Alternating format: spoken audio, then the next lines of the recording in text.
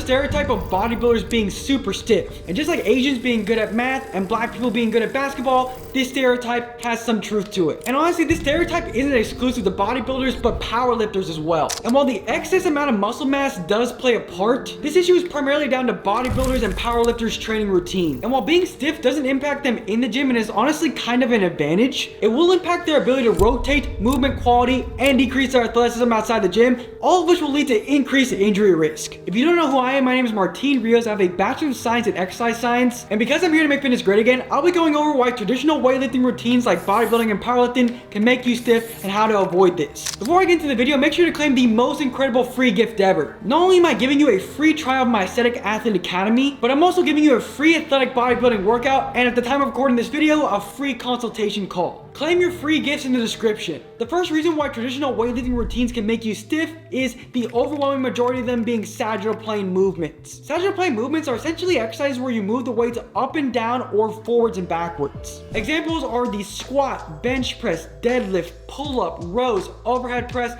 pretty much all of the popular exercises you see in the gym. And while there are some debates between fitness professionals about which one of these exercises categorizes as a primary sagittal plane movement, they're all exercises where you're moving the weight forwards and backwards or up and down. You may be wondering, are sagittal plane movements bad? No, sagittal plane movements aren't bad, but if it's the only thing you're doing or the overwhelming majority of what you're doing, it can lead to some issues. Sagittal plane only routines reinforce imbalances and limit mobility, both of which will make you more stiff and impact your movement quality. Athletes, lifters, or casual fitness goers who train exclusively in the sagittal plane end up moving like Minecraft characters, aka blocks, and are unable to move side to side or rotate efficiently. And if you prioritize machine, this makes this issue even worse because there's a fixed path that forces you to move in a straight line. So many fitness professionals and influencers program sagittal plane exclusive workouts. Why is that? Because they just don't know any better. If you're someone who wants to be a fitness professional, it's important to make sure you're getting the proper education and certifications. And this is why I'm happy to announce that ISSA is sponsoring today's video. A lot of people ask me, how did you get into training and why did you choose this path?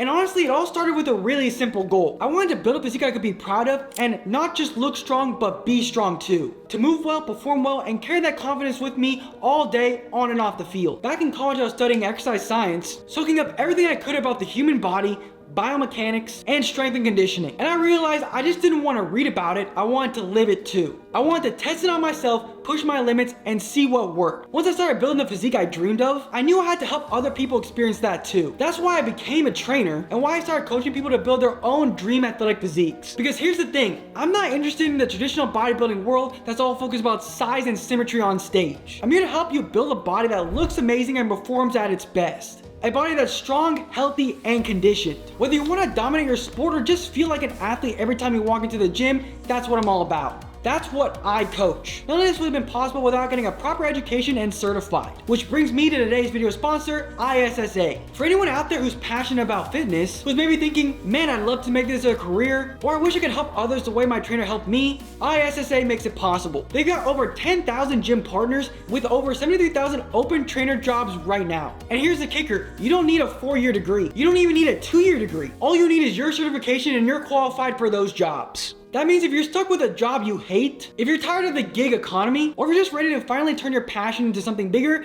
this is your shot. ISSA certifications are 100% online, self-study, and self-paced. You can literally study anywhere. Your phone, your laptop, your tablet, it doesn't matter. It works around your schedule. And when it's time to take your exam, it's open book, open note, and you can take it from home. Plus the pass rate is super high, and if you need it, they'll give you a free retake. And one of the things I love most, when you join ISSA, you're joining a community of over 500,000 fitness professionals. I've met ISSA trainers all over. For me, becoming a trainer wasn't just about changing careers, it was a calling. About taking everything I learned from years of studying and personal trial and error and using it to help others build their dream bodies too. Whether you want to focus on aesthetics, athletic performance, or both, this career gives you the power to change lives starting with your own. So if you've been thinking about it, if you've been waiting for a sign, consider this it. Go to joinissa.com/MartinRiosFit. It's also linked in the description, and use code MartinRios to get an extra $100 off your CPT certification. You've waited long enough. It's time to build a career and life you've been dreaming of. Thanks again to ISSA for sponsoring this portion of today's video. Now back to the video. The second reason why traditional weightlifting routines can cause you to become super stiff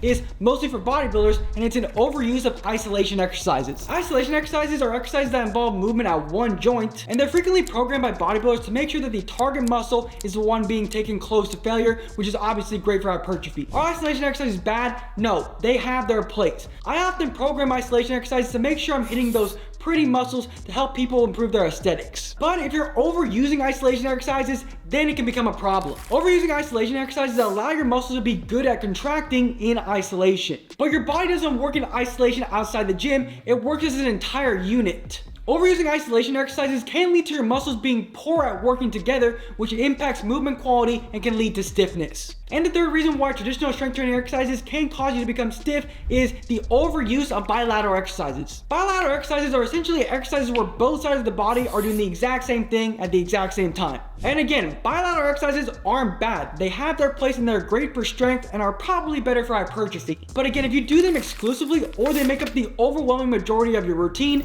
then it can become an issue. I didn't make an entire video on this, but I'll go over some of the key points. First, bilateral exercises force you into this extended and stiff position. And believe it or not, this is actually not a bad thing and is actually great for force production. But again, when done exclusively, it can lead to issues. Bilateral exercises don't replicate normal human movement. Humans are naturally alternating and reciprocating creatures, and bilateral exercises don't mimic this at all. Bilateral exercises force your body into extension and doesn't allow the rib cage to move naturally. And as I said before, this is actually great for force production. But is it good for movement? No. When you're in this extended and stiff position, you lose your ability to rotate effectively and move side to side. And if you're exclusively doing bilateral exercises, you're facilitating this. So now you may be wondering, how can I fix this? First is to add rotation and exercises where you step out to the side in your routine. AKA, make sure you train in all three planes of motion. Bodybuilders do work in the frontal plane with exercises like lateral raises, but when have you ever seen a bodybuilder step out to the side? It's so important to make sure you're training your legs in the frontal plane of motion. So make sure you're incorporating exercises like Cossack squats